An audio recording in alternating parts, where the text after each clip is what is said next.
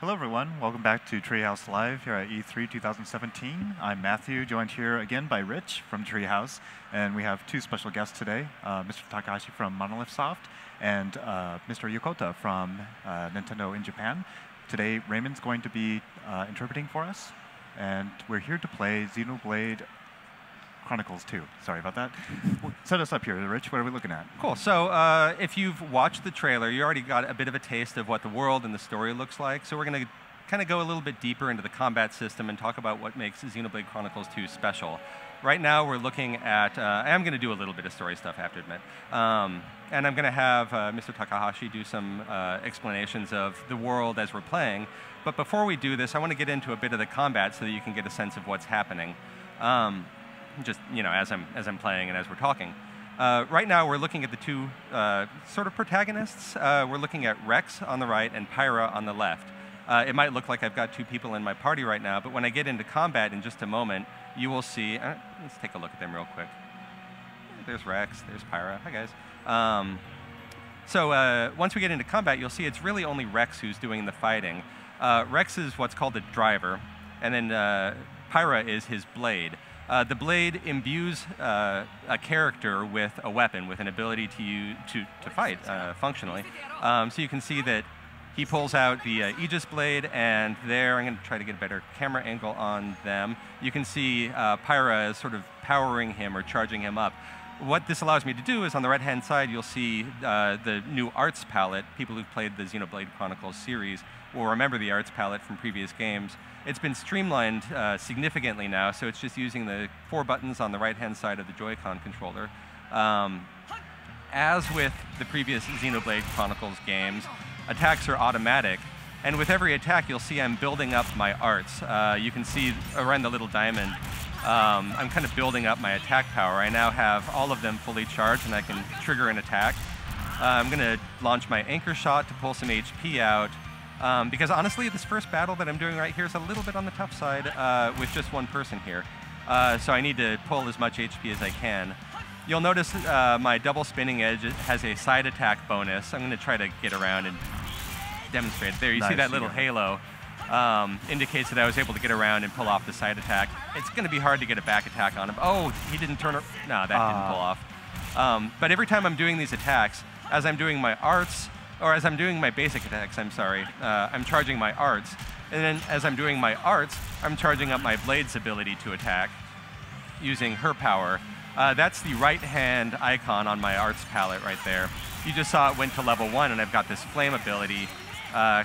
Pull back, and you can see Pyra is charging me up, and I just blasted him, and now he's on fire. He'll be dead in just a moment, so we'll do some more combat stuff after that. Now, right now, I'm just showing you what the absolute basics are about, so that I can start layering some additional complexity on. And it's a very deep RPG, and I want you guys to be able to understand what I'm talking about here. As I'm going into this next battle, though, I wanted to ask Takahashi-san a question. The first time I heard the name of this game, Xenoblade Chronicles 2, my first question was, why is this Xenoblade Chronicles 2 and not a follow-up to Xenoblade Chronicles X or some other suffix? 今回のタイトルを最初に聞いたとき、Xenoblade 2というタイトルなんですが、思ったのが、なぜ今回は2なんでしょうか。Xenoblade X の次のタイトルではなかったんでしょうか。そうですね。今回はXenoblade Chronicles X の場合はかなりオープンワールドをベースにした探索メインのゲームだったんですけれども、今回どちらかというとXenoblade 1に近い、リニアなストーリードリブンなゲーム性を目指して作ってますので、あえて今回は2とさせていただきました。So when we were developing Xenoblade Chronicles X, it's really a game driven through exploration and in an open world. And with Xenoblade Chronicles, it was really story-driven, and this time we want to create a story-driven narrative and game, and so we opted to go with Xenoblade Chronicles 2. Thanks. That answers a lot of questions, because we do have a very strong character focus in this game, and we'll be showcasing a few more of the characters who make up your party in a minute. I do want to point out, by the way, that where we are in development right now, there's still a lot of polish that's going on. So the graphics look really great already. You can see off in the distance. We'll talk a bit about the world. but you can see how much I have to explore before this demo is over right now. But in the months that we have left in development, we're going to see a lot of polish going on. So bear that in mind as we're playing. Right now, I'm looking out across this field, and up here you see the head of the Titan on whose back we're riding. Over here, you can see the Cloud Sea. I want to point out that one thing that makes this game very different from other games is all of the land masses are really Titans. You're walking on the backs of these gigantic monsters. This is the only place you live. You fly around on airships or you ride on the backs of Titans, but there's no land mass other than perhaps you might be able to see a hint of the world tree that was mentioned in the trailer there. Oh, yeah. But we'll be getting into that a little bit later on. Now, Matt, you had a question about this, an observation that you'd made when we were talking. Yeah, right. So, of course, you see the verticality there, and you just mentioned that these are Titans that we're exploring right now. And in the original Xenoblade Chronicles game, we had two bodies of land, Bionis and Mechanis, and that kind of set up how you explored that game, and it really kind of drew out the story as well. I was wondering, for Xenoblade Chronicles 2, how did you go about building this world, and how do the Titans play into it? ゼノブレイド1では鬼神と巨神っていうところでストーリーが繰り広げられたと思うんですが、今回はどういった形でこの巨神獣っていうのはストーリーに関わってくるのでしょうか。そうですね、今回は、かなり今までよりもかなりストーリーの根幹に関わってくる存在としてこのアルスという、生物がいます。で今ここにいる生物は、キリンのような四つ足で歩いているやつなんですけれども、それ以外にも人型であったりクジラみたいなやつであったりいろんな形の、アルスが存在しています。でそれぞれがここは今大自然の景観が多いところなんですけども、雪原であったりとか、海洋的なもので海みたいなものであったりとか、そういったようなさまざまな景観を今回はいろんなアルスに散りばめてそれぞれ探索して遊んでもらえるような作りになっています。And so I think you will notice as you play this game that these Titans really play an even more of a core role in the game and the story itself. And as you see here, the Titan you see here is kind of like this giraffe-like Titan walking on all fours in a long neck. But there are Titans that are in humanoid form. There are Titans that look like whales. So there's all different kinds of Titans. And each of those Titans have a specific type of landscape that they have on their back. So like you see here, there's, this one has a lot of lush greenery, and you'll see other Titans may have a snowfield, other ones are just water-based. So they all play a different role, and they all have a very distinct existence within this world. And I think that you'll find it fun exploring, and that's really a big part of the story. Awesome, thank you very much. Now, I've been holding off on getting into more combat because I want to show off another element of the game. I mentioned that Pyra is Rex's blade, but I actually have another blade with me here, Fudor, and I'm going to conjure forth a new blade. Earlier in the battle, my very first battle, I picked up this core crystal right here. I used this core crystal to pull out new blades. When I summon a new blade or conjure a new blade into existence from these core crystals, they bring with them a new weapon type. And then I get access to new arts. And I'll talk a little bit more about that too, but I wanted to ask Mr. Takahashi to explain a little bit about the relationship between blades and drivers and where that came from. まず今コアクリスタルで新しいブレードが出てきたんですが、このドライバーとブレードの間の関係性っていうのに関してお話しいただけますでしょうか。はい、まずブレードと呼ばれている今コアクリスタルから誕生したんですけれども、これはプレイヤーに対してドライバーに対して力を与えてバトルを組み立てていく存在になります。で、今、3人ついてますけれども、アタッカー、タンク、ヒーラー、大きく分けてこの3つの、力を持ったブレードをプレイヤーが自由に組み立てていって自分のプレイスタイルを作っていくというようなゲーム性にしています。で今、ゲームにいるキャラクターは、今3人なんですけども、これ以外にもさまざまな姿を持った特殊な能力と姿を持ったブレイドが、たくさん存在します。なのでこれをゲーム中に集めていって自分のプレイスタイル、好きなプレイスタイルで遊んでいくというような組み立て方ができるようになっています。So as you saw in the menu option there, you had 3 different blades, you know, the beams that came out of the core crystal. And as you explained earlier, Rich, these blades provide power and strength to the driver that they're connected with. And as you see here, there's only 3, but there are actually many different types of blades, and they all take many different forms, and they all have different attributes and skills that they bestow on the driver. And but they all kind of separate into 3 kind of main categories, which is attacker, healer, and tank.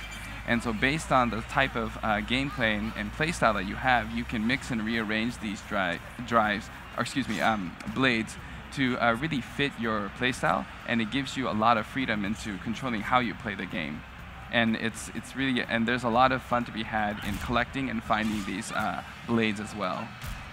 Now, I've just been slaughtering some herbivores while we were talking there.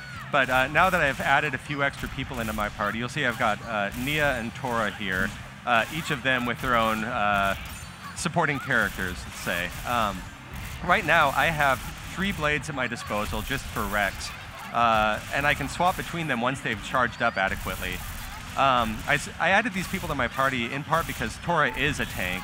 That's what he's best at. So I've got him drawing aggro from, I got the Field Armu's kid is now angry at me too. I probably shouldn't have attacked Dad. We can see that he's getting the Argo because of that red circle around him, right? Yeah, so he's got all of, oh, that didn't look great. He's got all of the aggression of the enemy centered on him, freeing me up to move around into different positions and pull off some of my side and back attacks. Now, the arts palette in the past has been a fairly complicated menu system to navigate. What seems to be the case in this game now is we've got the arts palette of just a handful of buttons on the right-hand side, but we've also got the blades on the left-hand side. When I swap between blades, I can bring out a new set of arts. So instead of having to navigate any menus, I have all of them at my fingertips. I can just tap the blade that I want to bring into battle, which they're charging up right now. I may kill this guy before I get any blades in here. Let's see. Yeah, I'm going to swap over to Fudor. I just brought him in. He's got his axe. He comes out with all of his arts ready to go. And you'll see that I have some special abilities that I can use for different conditions. As with the previous Xenoblade games, we've had like break and topple conditions. Those conditions exist here as well as a few new ones that can chain together. Rex right now doesn't have any, I'll just go ahead and attack him here. Rex doesn't have any ability to break or topple, so I'm relying on my other characters to do that for me. And they're not really into it right now, but we'll probably knock this guy out and move on to a new battle. But I can chain off of my allies' attacks in order to trigger not just break and topple combos, but also blade combos. I'm sorry, I can't resist grabbing all of the money, all of the loot. And these combos that you're talking about, it's great that you have everything at your fingertips. It's literally 2 button presses to get to any art. So those combos are kind of hard to set up, and they have to be timed specifically. So it's great to have it so close at your fingertips to get those off. Wait, more gentle herbivores. Come back here. Let's fight. Oh no, you're so fast. You're like a gazelle. 武器を抜いてるとちょっと歩きが遅くなってしまうので。Yeah, I can just target someone else. Yeah, so if you have your weapon drawn out, you actually travel a little bit slower than you would normally. I was not going to catch that guy. We'll just fight someone else. Evolution's been very good to them. So now I've got, let's see, Tora's drawing aggro. Nia is a healer, and so she's doing her healing attacks. She's actually pulling HP for me. Oh, there's a break. I'm not going to charge up Fudor in time to take advantage of that break, although if there's a topple, I may have a chance. I don't think we're going to get topple off of that. Now, one thing I didn't get a chance to talk about before that oh, he's been launched. Someone else launched him. The launch was, I think it's passed. Yeah. I was going to show off another of the abilities, but we'll get another opportunity in a second, because I wanted to talk about the blade art, or the blade abilities right now. Nia's using one of her blade abilities, Poison, and you can, or actually it was Toxin, and now she's poisoned this Buffalo. Bulufo, you do it. You do it. Thank you. Who I think is new to this, but many people may have seen that there's a lot of classic enemies from the original game too, like Bunnets. Balufo. Balufo? I don't know. Balufo. I'm going to go with that for now.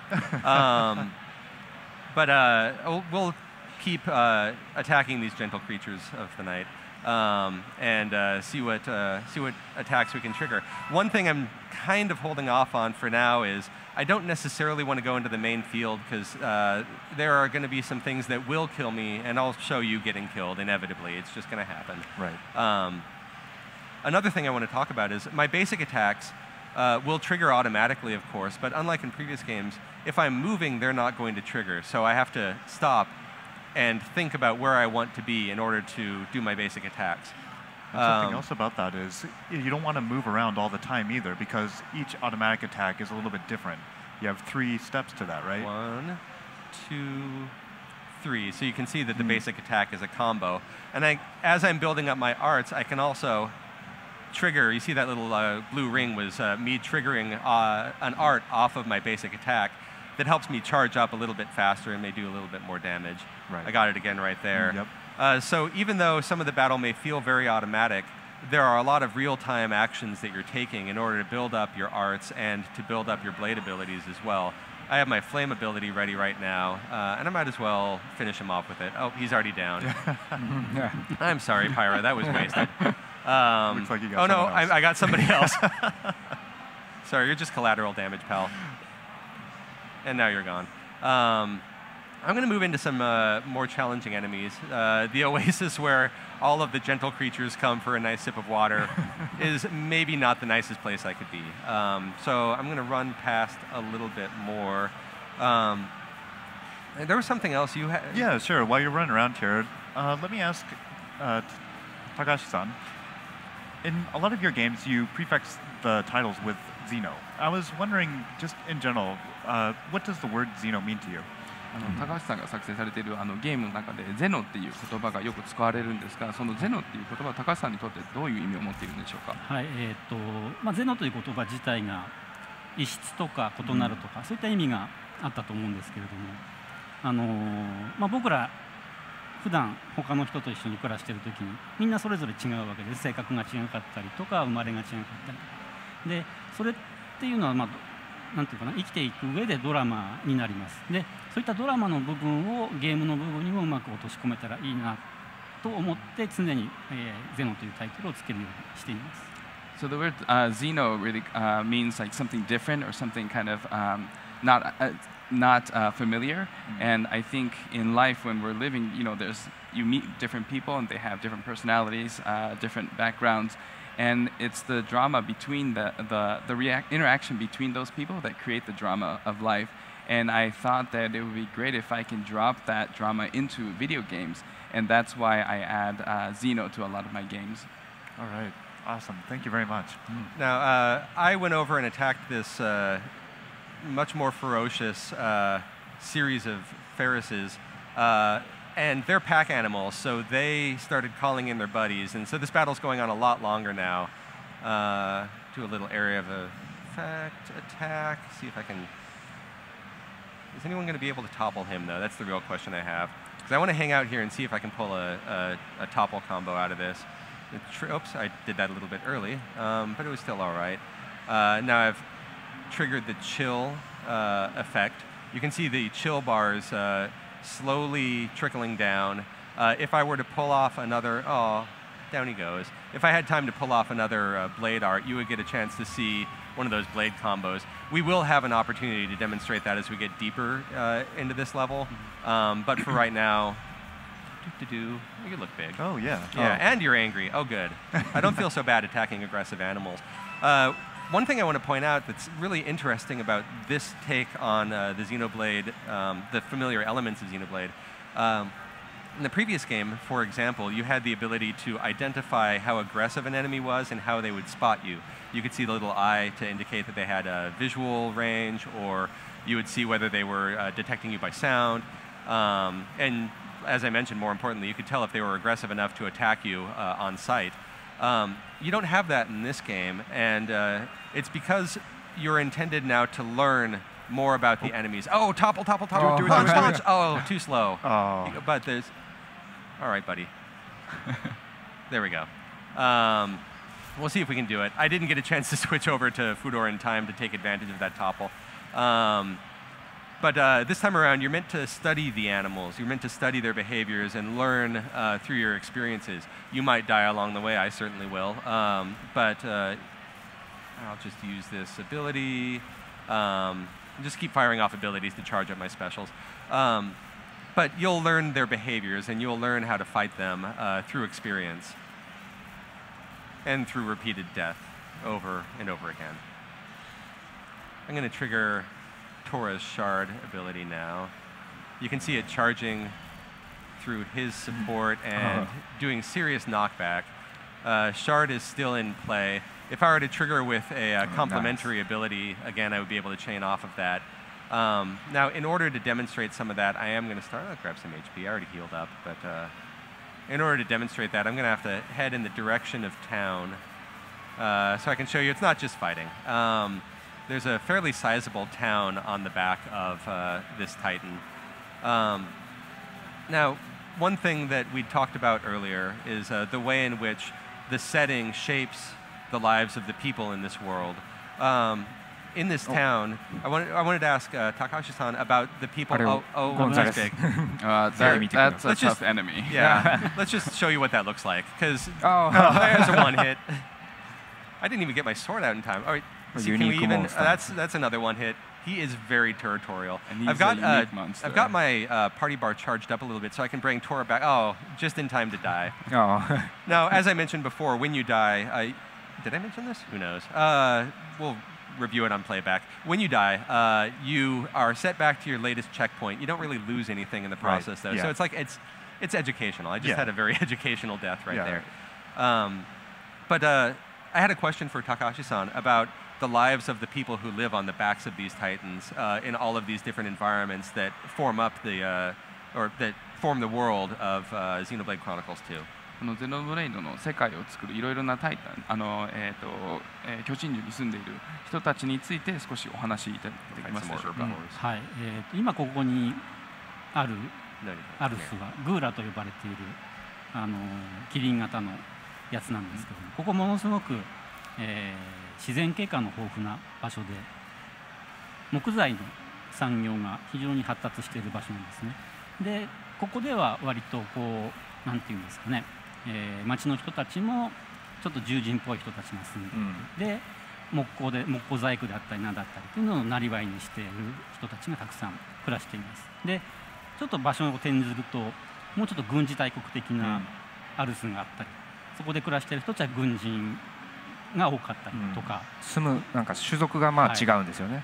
種族もかなりたくさん種族いますので、それぞれのアルスにそれぞれの異なった種族が住んでいて、それぞれがまあこの広大な世界の中で、まあ生きているというか、生存競争を繰り広げているような、そんな感じの世界観になっています。So as you see here, this Titan is called Galmont, and it's the giraffe-like Titan. And as you see, there's a lot of lush greenery and nature. So lumber is a very booming industry in this world.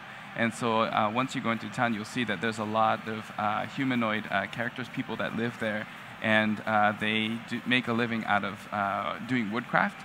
And but if you go to, say, a different Titan, there are other ones that are more militaristic in nature, and each Titan has a different set of species that live there and have a different lifestyle that they live based on. And this world is created with a lot of diversity in terms of Titans and the species and the lifestyles that, that everybody has. You can see there's a bit of a lumber storage yard here. There's a lumber company. The massive toppled trees here. One other thing I want to point out, you've probably already noticed, there's a day-night cycle in the game. We're just fighting our way through a really rough evening. So there is a day-night cycle, there are weather cycles, but because we're in this sea of clouds, basically, this sea also has a tide, and the clouds will rise and fall and ebb and flow with the passage of time. And that rising and falling will obscure or give you access to different areas within the world. So there are places that you'll be able to get to when the tides are low that you can't access when the tides are high. It's another way in which the world itself is informing the design of the game and the look and feel of this world. Another thing I really liked about the very first game is when it went through those day and night cycles, it kind of had the same theme music, but it changed a little bit depending on when it was. And that's back for this game, and I'm really glad because I love the music in these games. So we're going to take a quick walk through this town, just so that you can get a sense of the scope of the world and the number of activities there are in each place. And also, I want to show you something over here. Again, this is very much a story of Rex and Pyra and his allies, very specifically. And at this point, we are... there we are. We're wanted men. We've got mugshots. I don't know where they got those mugshots. And we've got another driver right here who's studying them. He hasn't noticed us yet. No, not yet. But why give him a chance? We noticed him. Oh, it's you. Hey, wait, you're the guys from the pictures. And you'll notice he has his own blade there as well. And Tora's drawn his aggro, so he doesn't even notice me. Tora didn't even have his own mugshot up there yet, so he may not even understand what this battle's about. Don't turn around.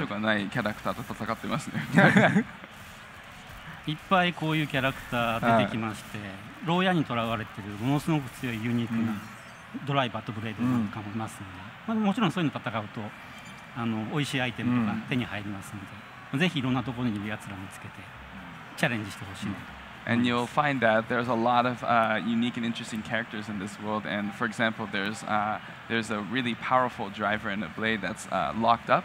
And if you decide to challenge him, obviously, if you're able to defeat the character, then you get great items back. But it's a lot of the fun can come from discovering and getting to know these characters and battling with them as well. Now, one thing before I get too far into the city, I wanted to show off. You don't have direct control over your other party members in a regular combat, but you can swap between them. So I just wanted to swap over to Nia, who's riding on the back of her blade. She's a very cat-themed character. You can see her ears.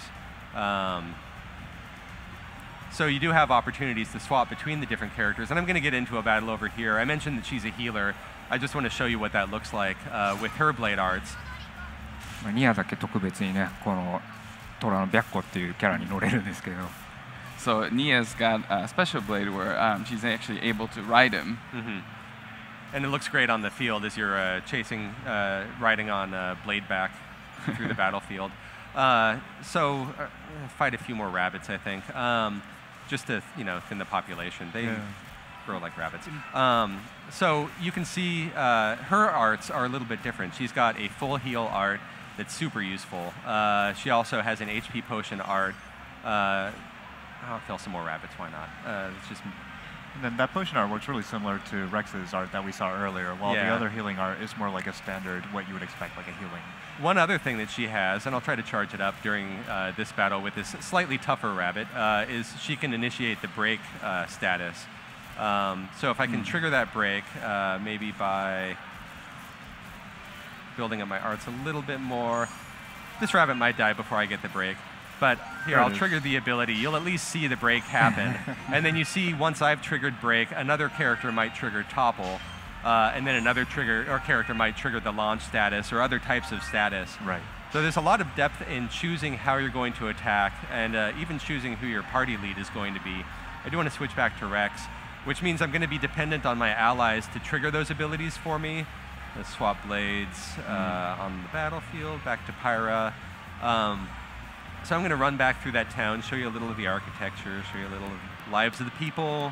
But then before I run out of time, I do want to take on the big bad at the end so I can show off some of these more challenging moments. And I really, really want to demonstrate some of these combos I've been talking about because, I mean, it's a serious letdown if I tease it the whole way through and then don't actually show it. And there's a lot going on in this town. That's what I love about the towns in these games. It feels alive and there's a lot to do. There's a lot going on. Yeah, just the ambient chatter of people. You can stop and talk to some of the villagers. And build an understanding of the world that you're in. I'm going to run out here and just show off. I'm going to take a quick look at this warship over here. And so obviously, as we work more on the development, we'll obviously be fleshing out and expanding the town and all the activities you can do in these towns and cities. Oh, that's awesome. I'm looking forward to that. Here's another Titan here. I was actually worried that they constructed a warship into the body of this Titan. You're so morbid. Well, it's just, it just seemed like he's got a lot of stuff on him. But Takahashi-san did reassure me that he is still alive and still functioning. この Everybody 戦艦まだ生きて feel るって better. ことは先ほどご確認いただいたのですごい安心しました。I was legitimately worried about this. I'm sorry. So I'm going to... Oh, that is an enormous windmill. Let's take a look at it. Where is that enormous... Oh, there it is. Yeah. Way off in the distance. So we're going to run off. Before I get into this boss battle, though, there's a quick fight with some soldiers. Again, this is tied in very closely to the storyline, the existence of this fort and the existence of these soldiers here. Takahashi-san, would you mind speaking about the soldiers that we're about to run across and their function here? これから軍人みたいなキャラクターと戦闘が始まるんですが、そこについてストーリーに少しお話しいただけますでしょうか。そうですね。今ここにいる人たち、兵士たちはスペルビアと呼ばれている国の兵士たちなんですけれども、帝国兵ですね。はい、スペルビアのアルスはもちろん別の場所にあるんですけど、今ここのグーラというところを占領している軍隊なんですね。なので、あんまりそんなに町の人たちと仲はよろしくない、特にレックスたちとはちょっと敵対関係にある、勢力になります。So these soldiers here are actually Imperial soldiers from a different Titan, and they've actually come and invaded Golmod. And so the locals aren't really happy about that, and they're kind of in a position where they're kind of enemies of Rex and his party as well. And that's the kind of setup that we have going on here.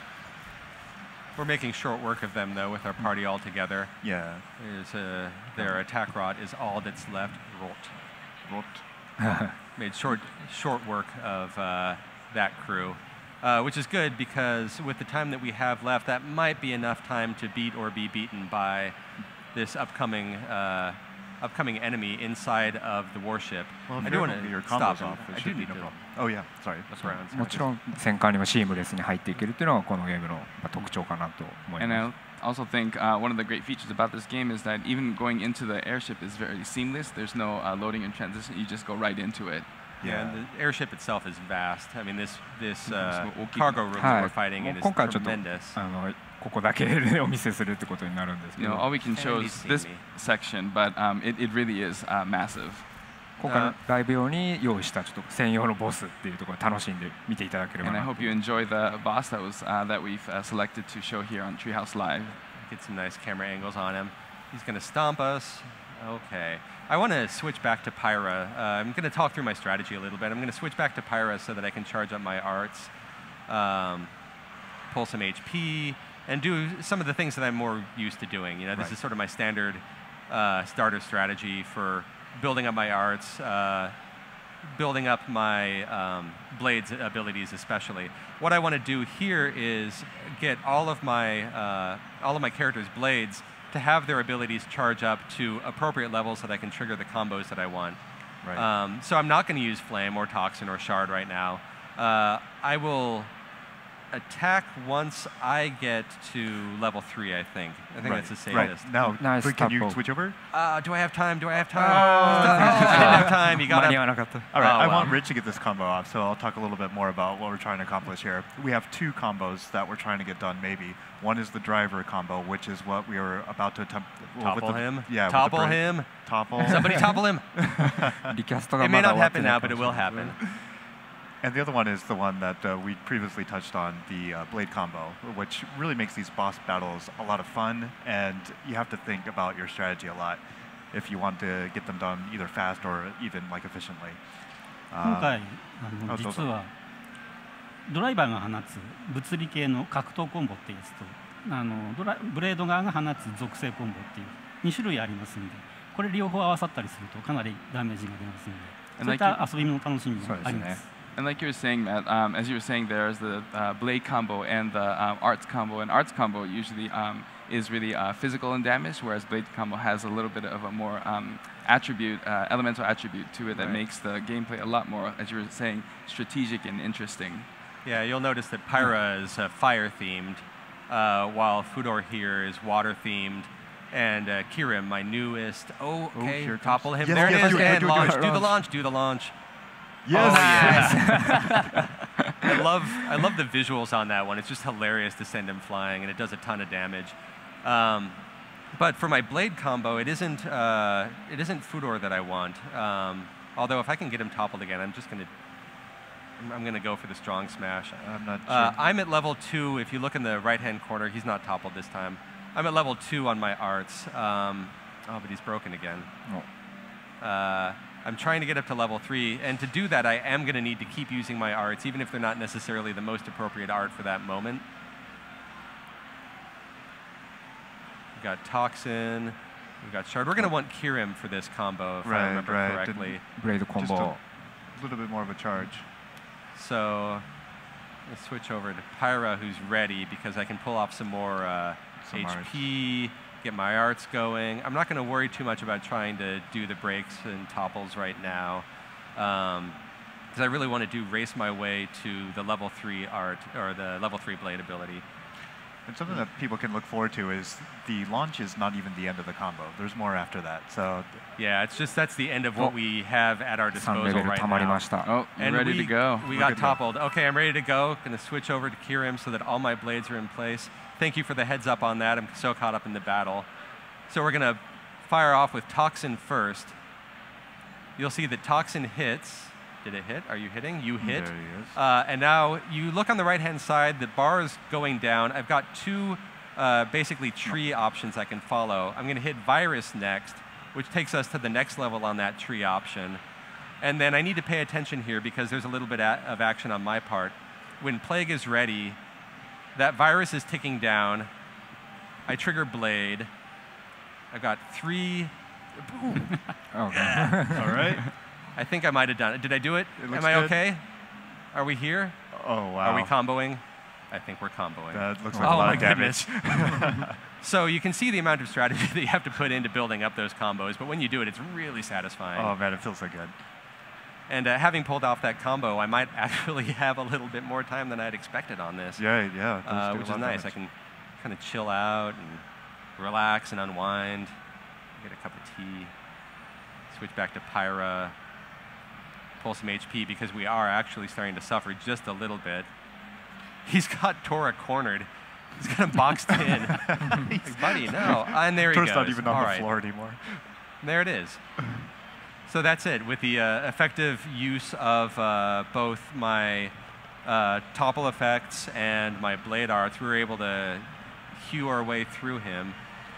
It'll just take a few moments to walk back out, let the murk clear, and to walk into the cool night air. As we're taking one last walk through the town, I wanted to know if there's anything else that Takahashi-san wanted gamers to know about in anticipation of this title.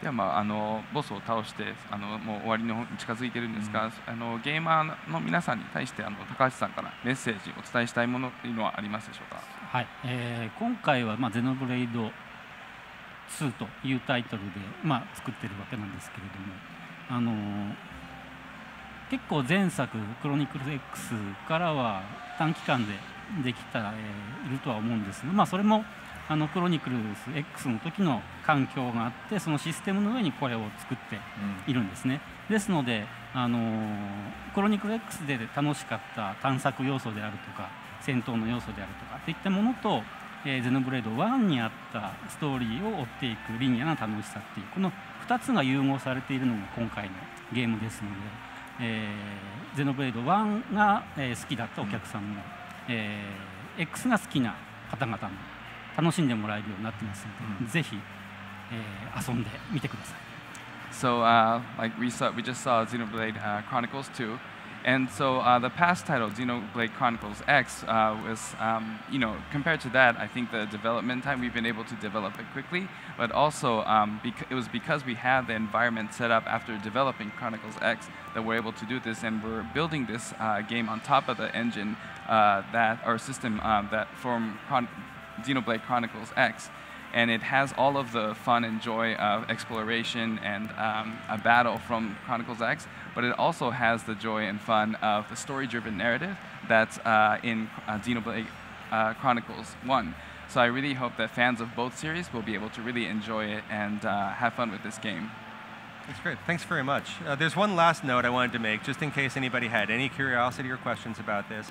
If you've seen the trailer, you know that the game is voiced fully in English.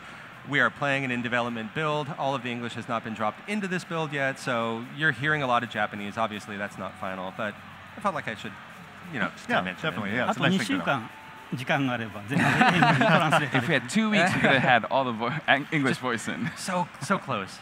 E3 just needs to push out a little bit. Yeah, just a little bit more. Yeah. But all right, well, I think that'll about wrap it up for us. Thank you everyone for joining us to take a look at Xenoblade Chronicles 2, and we'd like to thank our special guests, Takashi-san and Yokota-san. Up next, we have Mario and Luigi Superstar Saga plus Bowser's Minions. So stay tuned. Thanks very much. Thank you Thank you. ありがとうございました。